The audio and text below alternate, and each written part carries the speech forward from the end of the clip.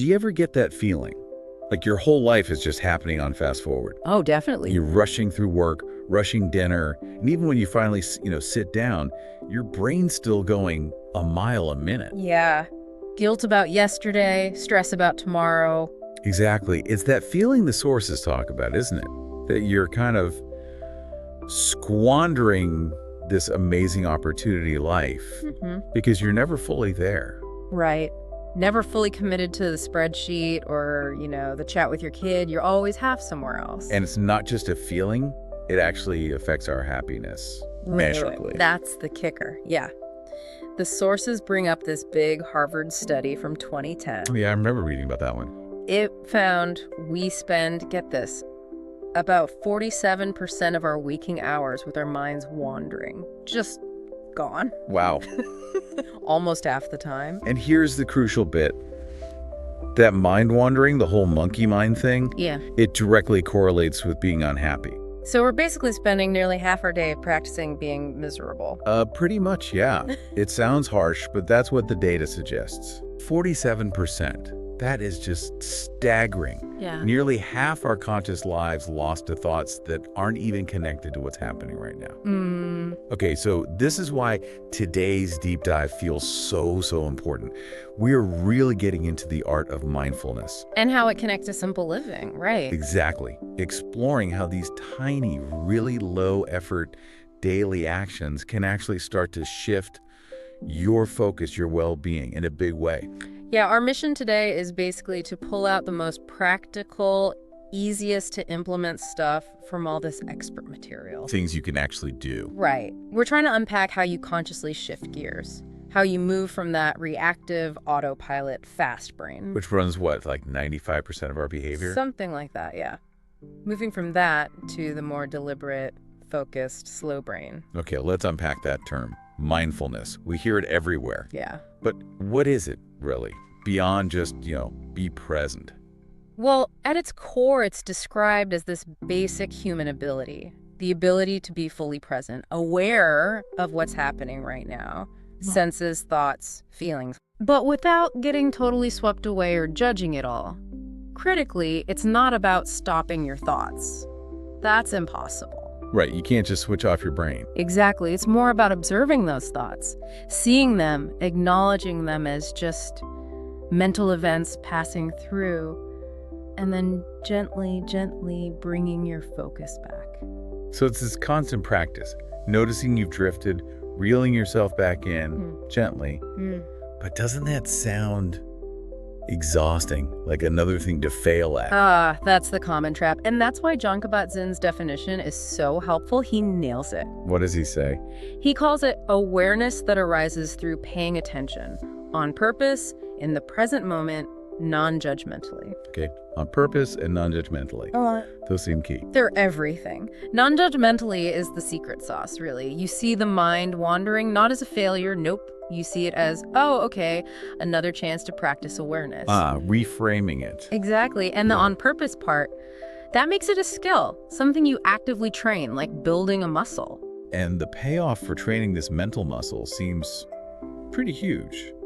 Beyond just feeling a bit calmer, the sources mention actual measurable benefits. Health benefits, cognitive ones. Oh, absolutely. The evidence is really solid now. Mindfulness-based approaches, they measurably reduce chronic stress, they lower cortisol levels. Okay, the stress hormone. Yeah, plus they help with anxiety, depression, even things like insomnia and managing chronic pain. Wow. So that covers the mental health side. What about cognitively? Does being more present actually make your brain sharper? It does. It seems to hone our natural ability to focus, to concentrate. But the really fascinating part is the neuroplasticity. Meaning the brain can change. Exactly. The research shows that practicing mindfulness consistently actually strengthens neural pathways. It can physically remodel parts of the brain. Wait, you're saying we can literally change our brain structure just by paying attention differently? That's what the studies indicate. For instance, some show mindfulness practice can reduce the neural density in the amygdala. The amygdala. That's like the brain's alarm center, right? The hub of that fight or flight, stressy monkey mind. Precisely. So you're essentially, potentially shrinking the part of the brain that fuels stress just by practicing being present. That's incredible leverage Yeah, for such a seemingly small action. it really is. And the wisdom traditions have said it for centuries. Real happiness isn't in the past or future, it's right here. Worrying about what's next or regretting what's done just robs you of today. That's the perfect bridge, actually. We start with the mind, but it has to connect to how we actually live. So let's zoom out a bit. How does this internal practice, mindfulness, link up with these broader ideas like simple living or slow living? They're all deeply interconnected. You've got mindfulness, minimalism, intentional living, slow living. They all circle around this core idea of intentionality. Intentionality. Meaning Consciously creating a life based on what you actually value, making deliberate choices about your time, your money, your energy, instead of just drifting along on autopilot or doing what everyone else does. Right, not just reacting. And slow living, that sounds modern, but it has older roots, doesn't it? It does, yeah. It actually kicked off in Italy back in the 80s. It started as a protest, believe it or not. Against what? Against the rise of fast food. It was about preserving local food traditions, cooking real food, but it's broadened out since then. To more than just food. Oh, yeah. Now it's more of a mindset shift about savoring everyday things, experiencing them fully at the right pace for that activity instead of always rushing. It's mindfulness in action outside of formal meditation. The right pace, not just slow for slowness' sake. Yeah. Okay, let's talk minimalism. The sources call minimalism and mindfulness an excellent pair. How does clearing out physical stuff help your mental state? They feed each other. It's a cycle. Physical clutter absolutely creates mental clutter. Think about it. Your brain sees all that stuff and it uses up energy processing it, ignoring it, feeling vaguely stressed by it. So clearing the decks physically. Makes it way easier for the mind to settle down, to focus, to relax. Less input, less noise. Less stuff, less mental effort. Makes sense. Definitely. And mindfulness actually helps with the hardest part of minimalism for many people. Letting go. Non-attachment. How so? Well, if you practice observing thoughts non-judgmentally, letting them pass without grabbing onto them, that strengthens the same mental muscle you need to let go of physical things. You learn to separate the item from the story or the feeling attached to the item. Ah, interesting. The sources even had names for different kinds of clutter related to time. Yeah, past clutter and future clutter.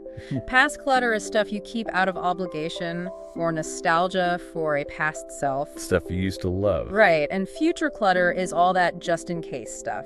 Things you're holding on to for some imagined future scenario. Okay. Minimalism pulls your focus right back to now. It encourages you to keep only what you actively use and genuinely love today, letting go of the past baggage and the future anxieties tied up in stuff. And the big bonus there is time. Exactly.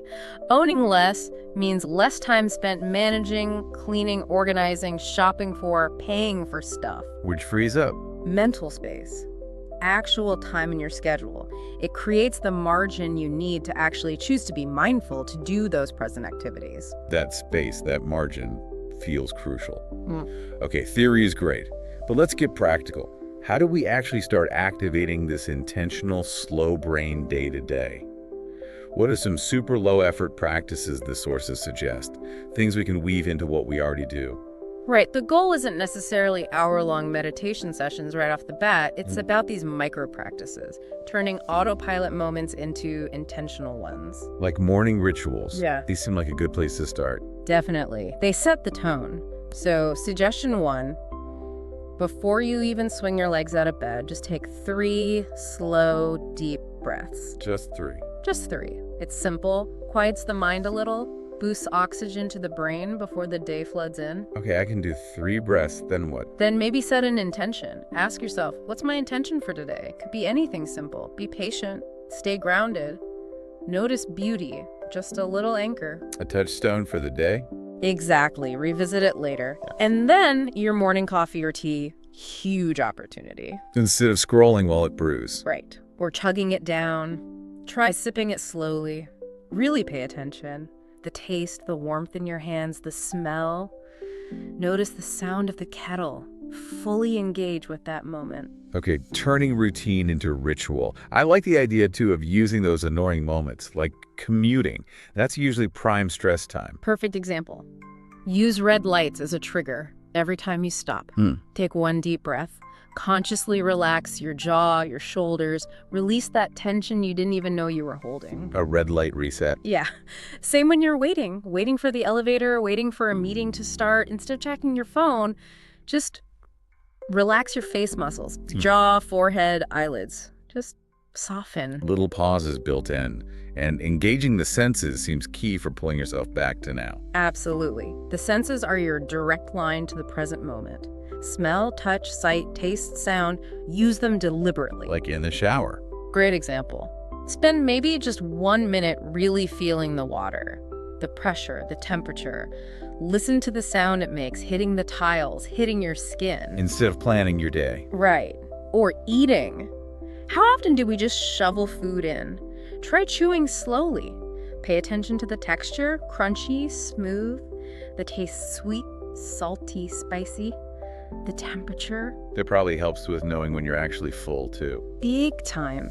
It helps you tune back into your body's natural hunger and fullness signals. What about movement, like walking or running? We often plug in headphones, right? Zone out. Try leaving the headphones behind sometimes. When you're walking, just feel your feet connecting with the ground. Notice your breathing. Is it shallow or deep in your belly? And running. Focus on the rhythm of your feet or the sounds around you, birds, traffic, wind. Anchor yourself in the physical sensations of moving. These are great because they slot into existing habits. The ones that really surprised me, though, were the mindful chores. That sounds counterintuitive. Doesn't it? But think about it. Try vacuuming, but instead of hating the noise, focus intensely on it. Let it fill your awareness, almost like a weird form of meditation. Huh. Or making the bed, don't rush it. Focus completely on smoothing the sheets, folding the corners, feel the fabric. Turn a mundane task into a moment of focused attention. 100% engagement in the boring stuff. That's the idea, transforming it. Okay, these are like stepping stones. But the sources also mention something that sounds simple but maybe is the hardest. Do nothing time. D&T. Ah, yes. It's just 5 minutes of nothing. No phone, no book, no task. Why does that feel so terrifyingly difficult for most of us, that pressure to always do something? Because it forces you to sit with the internal noise you usually distract yourself from. We are, frankly, addicted to distraction. D&T asks you to just sit. For 5 minutes. At least 5 minutes, no distractions. And when those feelings bubble up, restlessness, boredom, anxiety, the instruction is just to notice them, maybe even welcome them without needing to react or fix them. That's a huge challenge. Most of us, if we sit still for 30 seconds, feel this overwhelming urge to jump up, check something, tidy something. And that urge is the autopilot fast brain kicking in.